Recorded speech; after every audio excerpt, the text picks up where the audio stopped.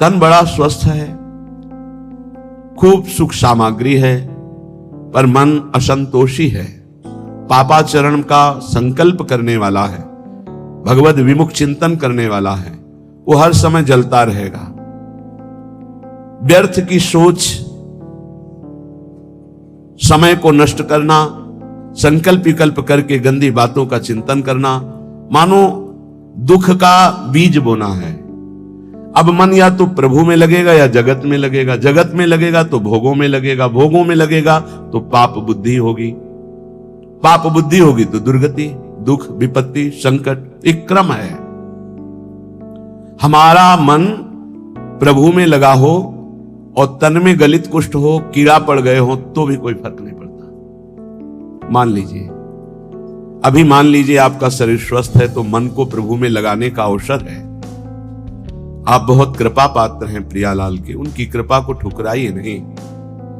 यदि आपका शरीर स्वस्थ है तो आप सोचिए, आप आसन में बैठकर बहुत अनुष्ठान पूर्वक मंत्र जप सकते हैं, आप एक आसन में बैठकर पूरी चतुरासी जी का गान कर सकते हैं, आप एक आसन में बैठकर श्रीमद राधा सुधा निधि का गान करके प्रियालाल को रिझा सकते हैं।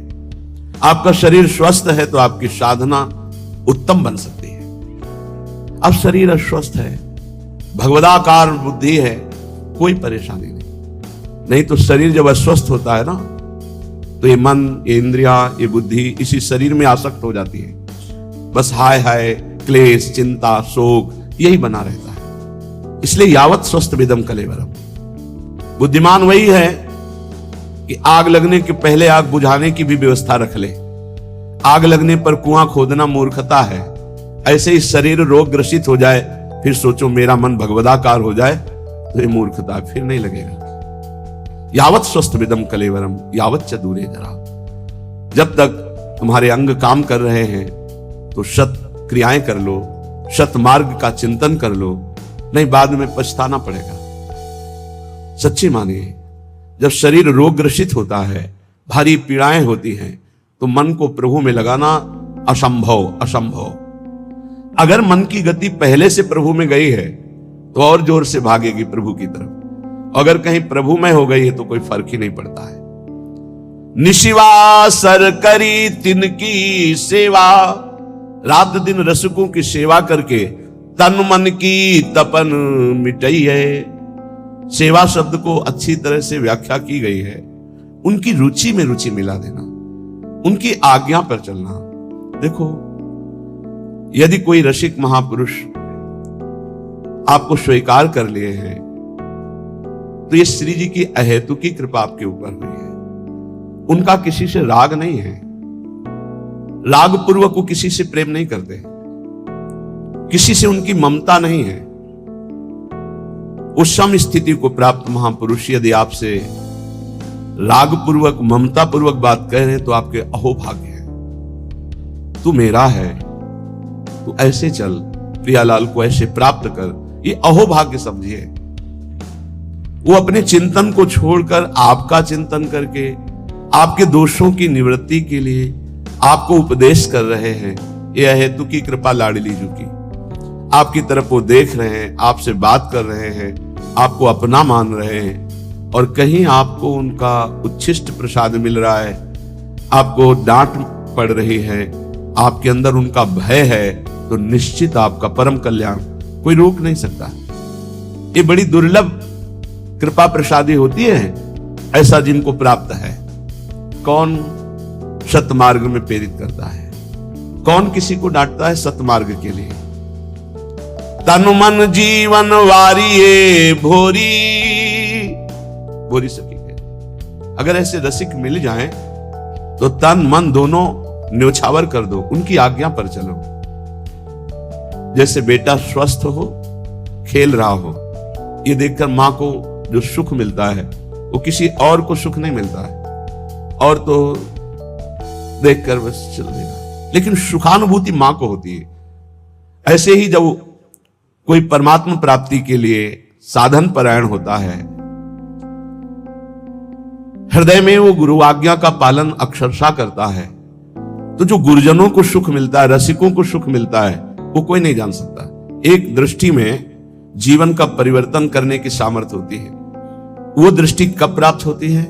जब वो संपूर्णतया ये जान लेते हैं कि आप उनकी आज्ञा में हैं, आप उनके हैं, आप एक अक्षर भी उनकी आज्ञा का उल्लंघन नहीं करते, तो हृदय में एक आह्लाद होता है। उसी आह्लाद स्थिति में जब श्री जी के सुमिरन में गाढ़ चिंतन में होंगे, उस समय जब आपका चिंतन कर लेंगे तो आप निहाल हो जाओगे, आपके जीवन का परिवर्तन हो जाएगा। रसिक महापुरुषों की कृपा जानते हो कैसे होती है? जो एकांत में प्यारे जू की सेवा में होते हैं भाव देह से, और उस समय जिसका चिंतन कर ले बेड़ा पार हो गया। उस समय जिसका चिंतन कर ले, उस समय उसी का चिंतन प्रियाजू देती है, प्रियाजू देती है, जो तन मन प्राण समर्पित करके उनकी आज्ञा में। एक होता है मुंह देखी समर्पण, मुंह देखी समर्पण, सामने हाँ जी करना और पीछे मनमानी करना। और एक होता है जीवन समर्पण, वो देखे ना देखे, बोले ना बोले, माने ना माने अपना, लेकिन हमें उनकी आज्ञा का पालन करना है। ऐसे का स्मरण होता है प्रियालाल की जब मानसिक सेवा में रसिक महापुरुष होते हैं, तब ऐसों का स्मरण। और उस समय जो शीतलता होती है, वही शीतलता आशीष बनकर उस जीव का परम मंगल कर देती है जो उनकी आज्ञा पे चलते हैं। भोरी सखी कह रहे, तन मन जीवन वारिये भोरी, आखिन माही बसइये, निशिवासर करी तिनकी सेवा, तन मन की तपन मिटाइये। भोरी सखी कहती है, यदि भगवत कृपा से ऐसे रसिकों का संग मिल जाए, तन मन जीवन सब कुछ न्यौछावर कर दे उनके ऊपर, अर्थात उनकी आज्ञा पर चले, आखिन माही बसइये। मेरे नेत्र अगर ध्यानस्थ हैं तो गुरुदेव की रसिक गुरुदेव के ध्यान में मगन है। देखो, वो अपने शरीर का राग मिटाने के लिए ऐसा उपदेश करते हैं कि शरीर से राग मत रखो, लेकिन आप ध्यान रखना, इसी शरीर से प्रियालाल का उपदेश हुआ है, इसी शरीर से गुरु मंत्र मिला है, इसी शरीर से आपको सतमार्ग के सिद्धांत मिल रहे हैं। तो ये शरीर आपकी भगवत प्राप्ति कराने की वृत्ति में समर्थ है। ध्यान मूलम गुरु मूर्ति, ना कि गुरु तत्व। एक बात हम ही कहते हैं और एक बात यही है, ध्यान मूलम गुरु तत्वम नहीं, गुरु मूर्ति। बड़ा चमत्कार है। अगर स्नान करते समय गुरु चरणों का ध्यान करके ऐसे जल डाला जाए तो संपूर्ण तीर्थों के अवगाहन का उसे बिना प्रयास के फल मिल जाता है। घर से चरण निकालते ही गुरुदेव के चरणों का ध्यान करके निकलो, कोई विघ्न छू जाए तो हमें बता देना। गुरुदेव के चरणों का ध्यान किया, गुरुदेव के चरणों का प्रणाम किया और चल पड़े अपने ऑफिस, अपने कार्य के लिए या जिस हेतु से। कोई विघ्न आपको नहीं, सारे विघ्नों का नाश इनके चरणों के स्मरण मात्र से हो जाता है। आप गुरु मंत्र जप रहे हैं, गुरु को सानिध्य में ले आइए भाव से। हमारे गुरुदेव उच्च आसन पर बैठे हैं, मैं उनके चरणों में बैठा हुआ, अगर ऐसा भाव न बने तो छवि रख लीजिए, एक रुमाल बिछा ली, गुरु की छवि विराजमान कर ली। गुरु के सानिध्य में जो जप होता है अनंत कोटि गुना बढ़कर होता है। जैसे वर्णन है कि घर में जो जप होता है उसे कई गुना 10 गुना बढ़कर के गौशाला में, फिर उससे बढ़कर प्रयागराज तीर्थ में, ऐसे ऐसे वर्णन है। लेकिन गुरु के सानिध्य में अनंत गुना जप का फल होता है। रसिक गुरुदेव को भोरी सखी कह रहे, आखिन माही बसइये, ध्यान मूलम गुरु मूर्ति, पूजा मूलम गुरु पदम, मंत्र मूलम गुरु वाक्यम, मोक्ष मूलम गुरु कृपा। गुरु कृपा मोक्ष मूलम। संसार से मुक्त होने के लिए मूल क्या है? गुरु कृपा है। तो रसिक संग बिनु प्रेम न होई, बिना रसिकों के संग के श्री प्रियालाल से प्रेम नहीं होता। बड़े सौभाग्य हैं जब श्री जी कृपा करती हैं तो अपने नाम रूप लीला धाम की स्थापना करने वाले रसिकों का संग प्रदान करती है। अनादौ संसारे कति नरक भोगा न विहिता, कियंतो ब्रह्मेन्द्राद्यतुल सुख भोगाश्च न कृता, तदास्मिन्नेकस्मिन् वपुषि सुख दुखे न गणयन्, सदैव श्री वृंदावन मखिल सारम भज सखे।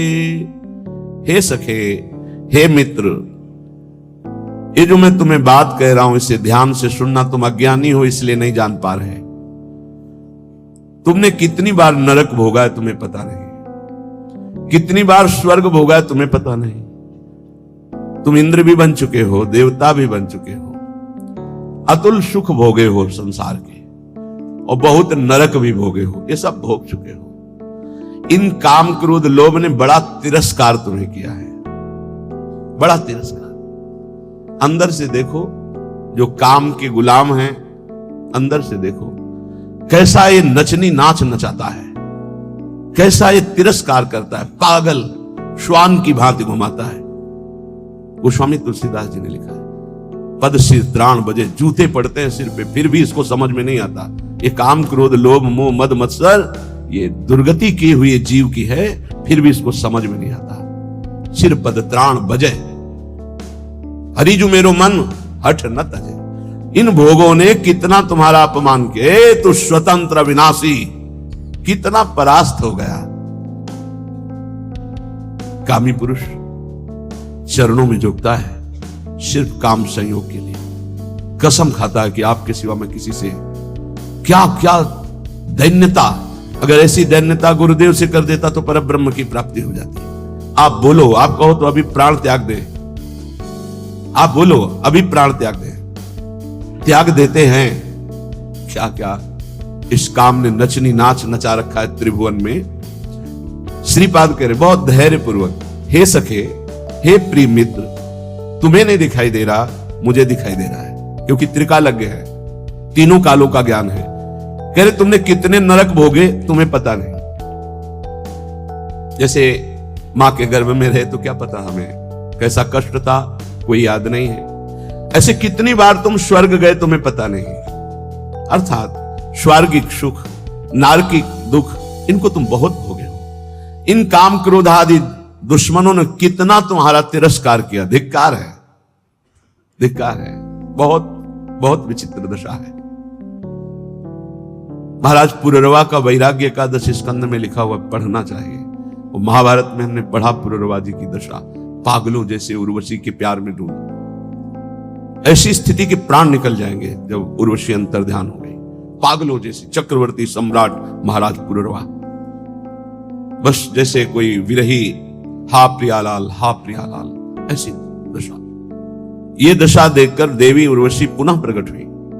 जे हुई प्रकट हुई तो जैसे मृत को कोई संजीवनी पिला दे, ऐसे। हा उर्वशी, उर्वशी का बस आप जानते हो मैं किसी की नहीं होती, मैं केवल पुण्यात्मा के पुण्यों का भोग प्रदान करने के लिए जाती हूं। मैं दयावश आई हूं तुम्हारी दशा देखकर, मैं किसी की नहीं हूं। मैं तो आदेश से आती हूं उसके पुण्यों के प्रताप का भोग करवाने के लिए। तुम्हारे पुण्य क्षीण हो गए, अब मैं तुम्हें स्पर्श करने का भी अधिकार नहीं दे सकती, और तुम मेरा वियोग छोड़ो, मैं किसी की नहीं हूं। अंतर्ध्यान। तब उनको जो झटका लगा, वैराग्य आया, तो उनका धिक्कार है मुझको। भगवान बड़ी कृपा करते हैं, जब सांसारिक प्यार में ठोकर दे, बड़ी कृपा होती है उनकी। जिनको थोड़ा भी धर्म का ज्ञान है तो उनका रास्ता प्रभु की तरफ खुल जाता है। जैसे चिंतामणि ने ठोकर लगाई तो बिल्व मंगलाचार्य बन गए। ठोकर लगनी आवश्यक होती है। बहुत द्रवित हृदय होता है आशिकों का, वही आशिकी अगर मुड़कर हरि की तरफ लग जाए, परमानंद की प्राप्ति हो जाए। पूज्य जीव गोस्वामी जी से जब कोई दीक्षा लेने जाता था तो ये पूछते थे, तुम्हारा मन कहां आसक्त है? कहते स्त्री में। ठीक है, काम हो जाएगा। मंत्र दे, तुम्हारा मन? बोले पुत्र में। हाँ ठीक। एक आए धनी, कुछ भेंट रखी और कहा शिष्य बनना चाहे। तुम्हारा मन कहां है? बोले किसी में आसक्त नहीं है। बोले हमारे लायक नहीं हो, काशी जाओ, वहां किसी ज्ञानी की शरण लो, हमें तो आशिक चाहिए। मोड़ना है, आसक्ति को मोड़ दिया। जो पत्नी में है, पुत्र में है, मां में है, पिता में है, शरीर में है, भोगों में है, वैसे ही थोड़ा प्रभु में हो जाए, निहाल हो जाए जीव। कहते तुम जरा सोचो, सब बैठे हो, सोचो जरा कैसा तिरस्कार करते हैं काम क्रोध लोभ आदि। आप गिड़गिड़ाते हैं, आप चरणों में गिरते हैं, और वो रौंदता है काम। वो तुम्हारे तनिक भी सम्मान की बात नहीं देखता। वो तुम्हें बार बार गिराता है, बार बार पतित करता है। तुम्हें कभी इस विषय में अहम जागृत नहीं होता कि मेरी कितनी दुर्गति हो रही, मैं कितना नीचे गिरता जा रहा हूं, मैं कितना नीच हो चुका हूं। कभी इसमें अहम जागृत करो कि अय काम तूने बहुत परास्त किया, अब मर चाहे जाऊं तुझे स्वीकार नहीं करूंगा। एक बार करो तो भगवान का बल जागृत हो जाए। जहां अहंकार नहीं करना चाहिए वहां अहंकार करते हो। गुरुजनों से, पूज्य जनों से, शास्त्रवेत्ताओं से, भगवत प्रेमियों से यहां दैन्यता, यहां गिड़गिड़ाओ, यहां बार बार अपने अहंकार को गिराओ तो यहां मंगल हो जाएगा। लेकिन नहीं, यहां अहम दिखाओगे और वहां काम की गुलामी में गिड़गिड़ाओगे। वहां अपने अहम को जागृत करो तो तुम्हें वीर समझे कि अय काम, अब तक बहुत परास्त किया, आज मैं भगवान के चरणों का आश्रय लेकर देखता हूं कि तू अब कैसे परास्त करता है। तू भी भगवान की शक्ति से युक्त है तो मैं भी भगवान का अंश हूं और उन्हीं की शक्ति से संपन्न हूं। देखता हूं तू मुझे कैसे परास्त करता है। यहां हम जागृत करो तो कुछ समझ में आवे। इन काम आदि दोषों ने कितना तिरस्कार किया है सखे, कभी तूने सोचा नहीं। अब वर्तमान में सोच लो, अभी इसी क्षण ये मानव देह इन विकारों पर विजय प्राप्त करके भगवद आनंद में डूबने के लिए मिला है। इसलिए हे सखे, मत सुख की लालसा से इन काम आदि की गुलामी करो। ये कभी सुख नहीं देने वाले, क्लेश, अशांति, जलन के सिवा नहीं मिल सकती। लिख लो कागज में या दिमाग में लिख लो, भोगी पुरुष को केवल अशांति, क्लेश, हीनता, भय और असत विचार यही उसके बढ़ते चले जाते हैं। व्यर्थ की सोच, व्यर्थ की सोच। ओवर थिंकिंग, ये पूछ रहे थे कि ये ओवर थिंकिंग कैसे जाएगी। भगवान के आश्रित होकर नाम जपने से, ये कामादि दोषों की गुलामी से, ये व्यर्थ चिंतन, इसे हिंदी भाषा में व्यर्थ चिंतन, वही तुम व्यर्थ का चिंतन करते हुए भयावह अंदर वृत्ति जागृत, घबराहट होना, चिंता होना, शोक होना, ये अपने आप बढ़ते जाएंगे। क्योंकि तुमने असत भोगों का दासत्व स्वीकार। ये कभी अहंकार जागृत करो।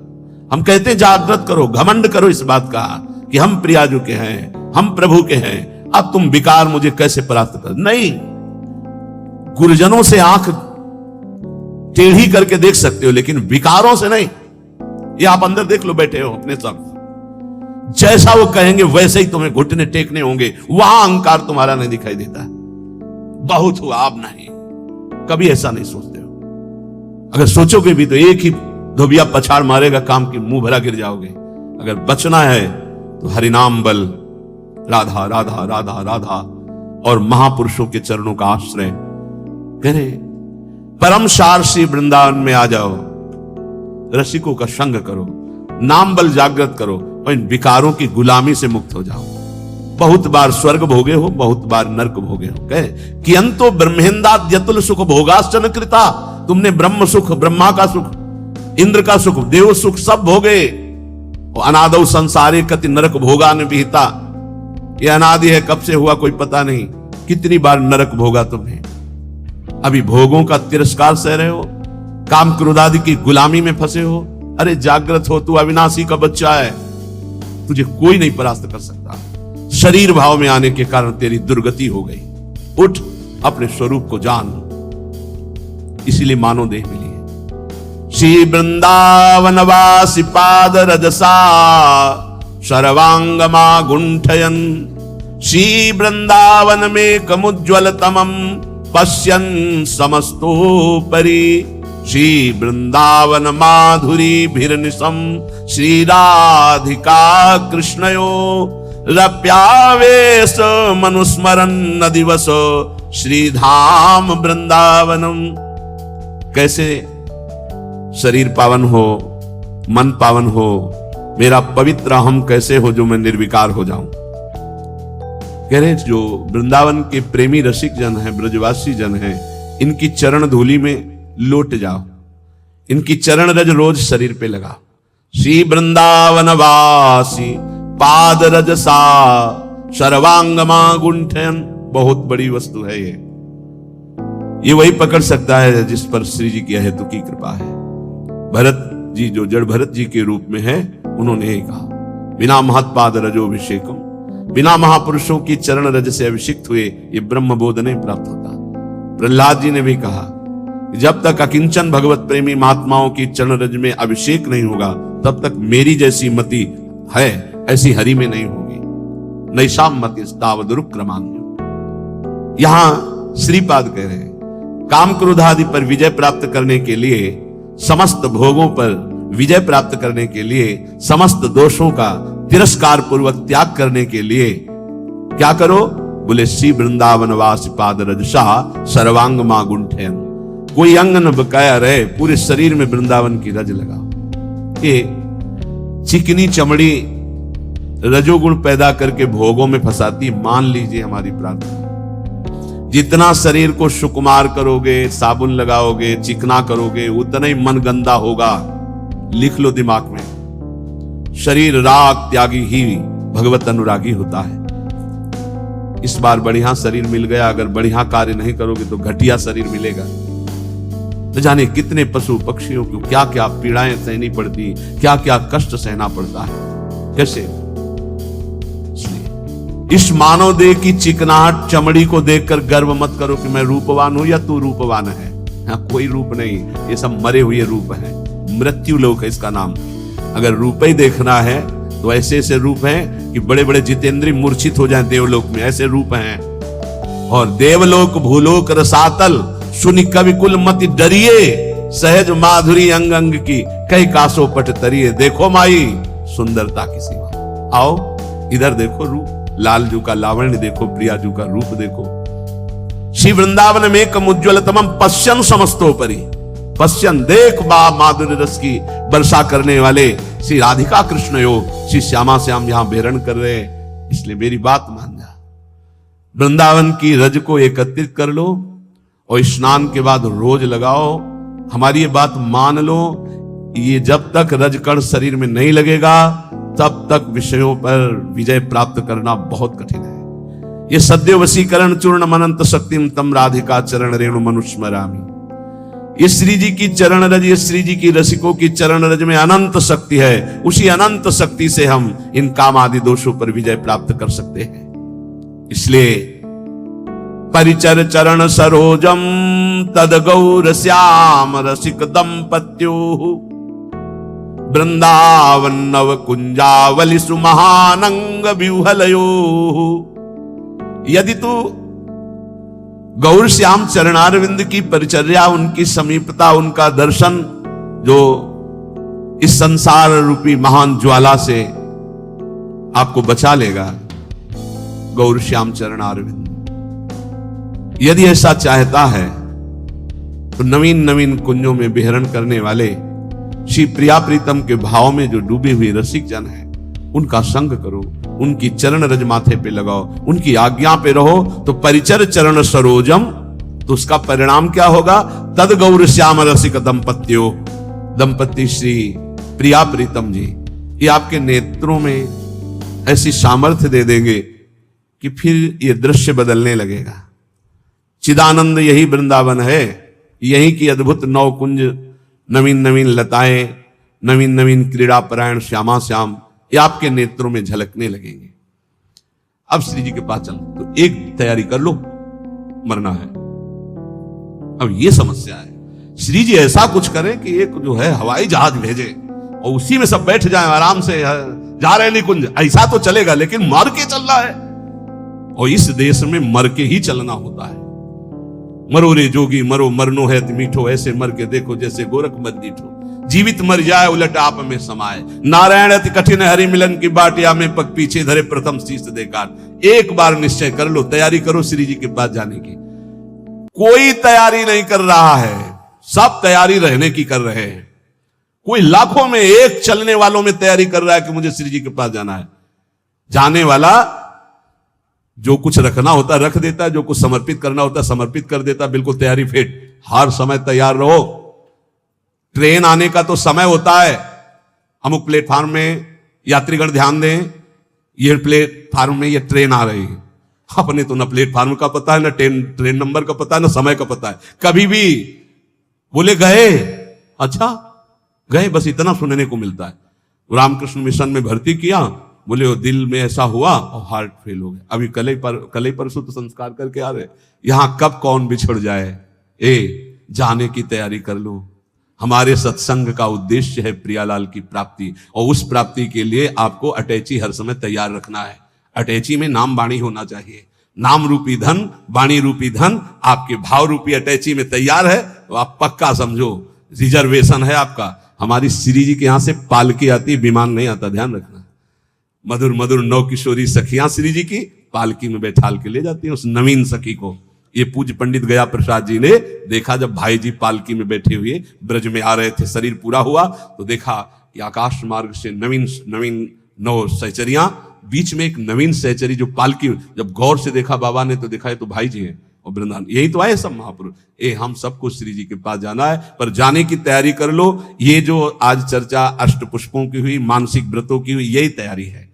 ये बाहरी दिखावा हमको किसी के लिए नहीं करना, हमें अपने प्यारे जो को प्रसन्न करना, हमें ये तैयारी करनी। और इस तैयारी में नाम वाणी ही काम देगा। जितना नाम रूपी धन है, ऐसे तैयार रहो जैसे आपको जाना, ये भी समेट लूं, ये भी समेट लूं, क्योंकि अब जाना है। ऐसे ही नाम जमा कर लूं, खूब वाणी जी का गायन जमा कर लूं, दूसरों को सुख पहुंचा दूं, जो हमारे पास सामग्री है सबका मंगल करने वाली, ये है तैयारी करना।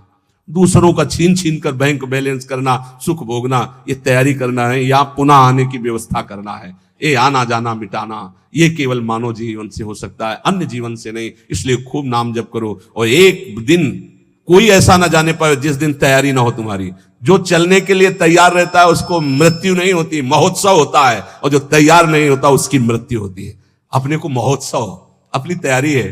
सोचो, जब यहां से तो प्रियाजू की सखियां आएंगे ली वाले, और जब हम वहां पहुंचेंगे तो ऐसे स्वागत करते हैं हमारे प्रियालाल, आओ, बहुत जन्मों से बिछुड़े थे, आए मिले, परिवार आपले, हरिहंस कंठ, आओ मेरे बच्चे, बहुत समय से मेरे से दूर थे।